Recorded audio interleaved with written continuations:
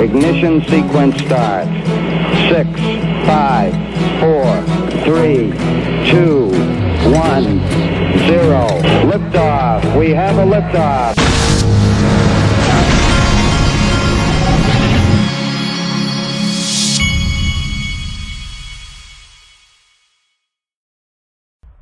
Hey everybody, this is the Digital Asset Investor, and I've spent all morning going through video clips, and let me tell you what, I have some gold video clips that you've got to see in this video. And then I'm going to probably do a second video today where I've got even more clips, and they're all original things I found this morning from, a lot of them are Joseph Lubin, co-founder of Ethereum and founder of Consensus. And he's referring to a lot of this Bill Hinman, the speech and all of that. You got to see it, folks. You got to see it. Okay, XRP, we were at $1.37 a second ago, so the market's moving pretty good for XRP here in the last 24 hours.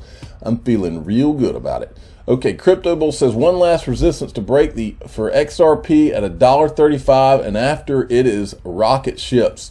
And then he says, soon news will tell you the end is near when XRP drops from $6 to $3.84 before taking off to $10 and above.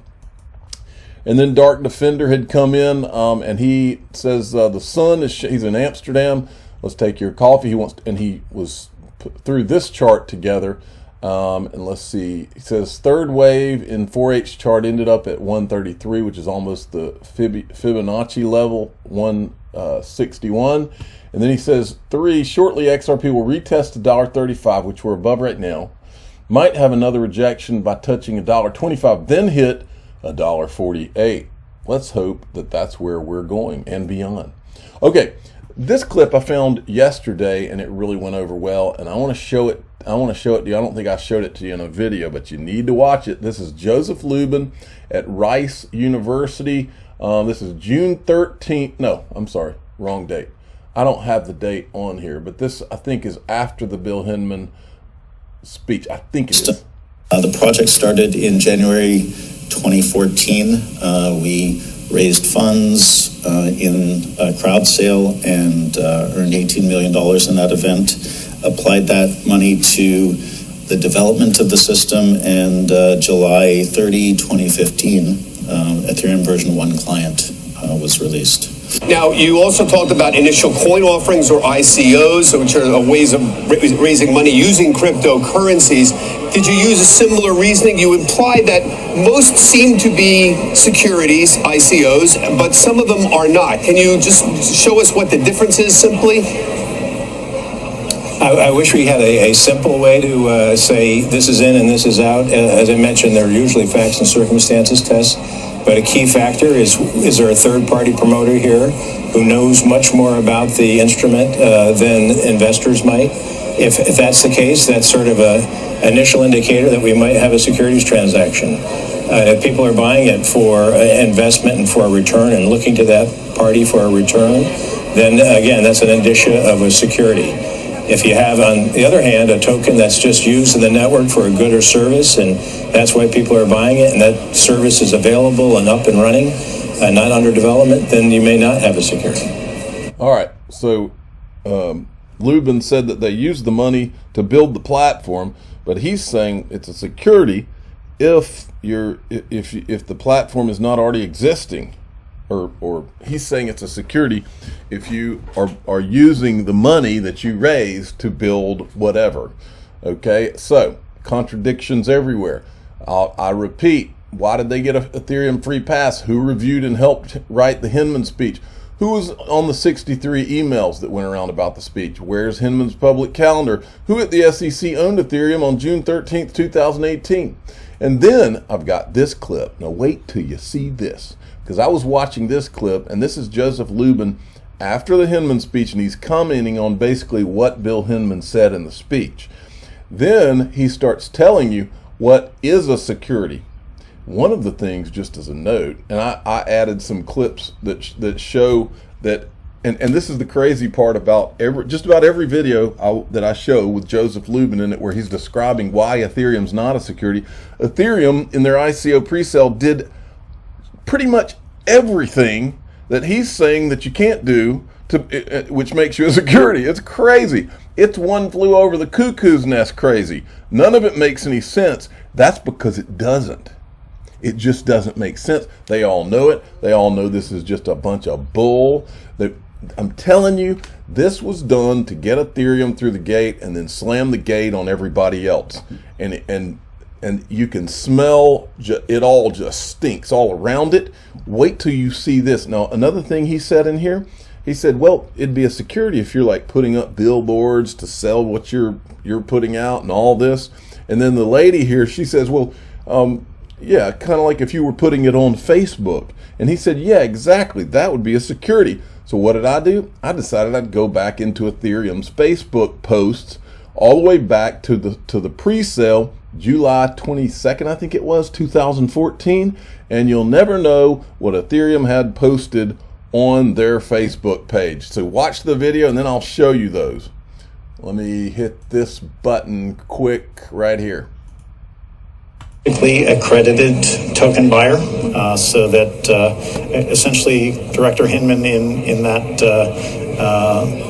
talk that he gave, he pretty much indicated that if you architect your token correctly, you market it correctly, then it would not be seen by the SEC to be a security, and every situation is different.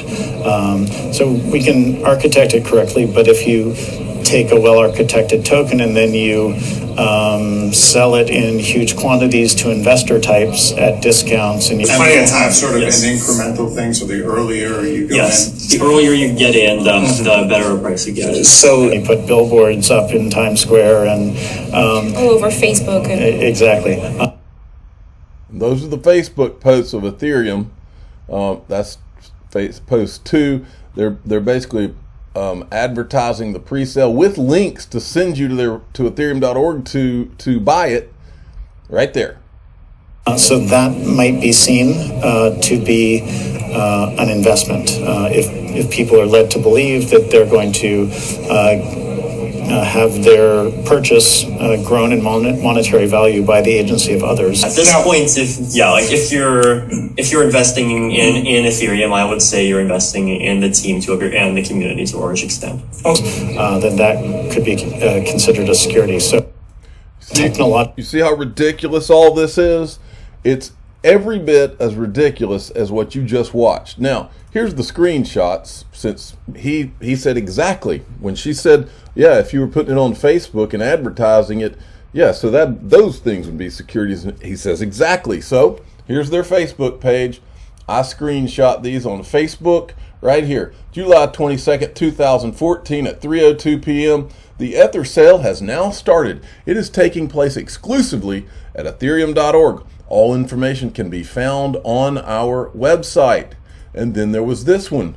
New blog post. This is July 22nd, 2014. New blog post by Vitalik Buterin launching the Ether sale. And there's the link. And then and that's Facebook. Then there's this one. Ethereum. The only location to purchase Ether is ethereum.org. Any other, so they're trying to make sure everybody knows not to go to the other websites because those are scams. Then there's this. They even did an Ether sale frequently asked questions for everybody on Facebook. You see the problem here, folks? There's a lot of problems here, and they know it. Digital asset investor right here. I tweeted this. Very interesting. Includes links to spreadsheets showing amounts of Ethereum bought in the pre-sale ICO with addresses. It's got Ethereum addresses. Here's the website. This was posted by Vitalik Buterin on August 8, 2014. And it goes through all of this, and it has a link to this spreadsheet right here where it shows you the addresses. Shows that 49, I'm assuming I'm reading this right, 49 purchases bought 200,000 or more Ethereum. Wouldn't it be nice to find out who those people are? Because I believe that those people that might be an interesting, very interesting list of names right there. I just have this feeling on that. So, and if you can look over here, I'll bet you somebody that's listening to my voice can take those addresses and find out some interesting information. It's a whole laundry list of addresses. Now, I don't know how to read all this because it's not my bag, but I will tell you this. This looks like a very interesting batch of information for the right tech type guy that knows what to do with those addresses to track them to somewhere. That'd be an interesting little study. I'm the digital asset investor. I'm not an investment advisor. This is for entertainment purposes only. You know what? I was thinking about something here before I go on. I want to reiterate. I don't want anything. I own Ethereum. I do not want anything bad to happen to Ethereum. All I'm pointing to is, and I'm wanting to point to here is, I want our Congress, or I want them to do something, Congress, the media, to cover this, just so that we can have a level playing field. I want XRP to do well. I want Ethereum to do well. I own both. Okay, I am not doing this because I want to hurt Ethereum in any way. That's not what this is about. What I want to do is point to this absurdity and this farce, which is exactly what it is, until someone says, no, SEC, you can't do this.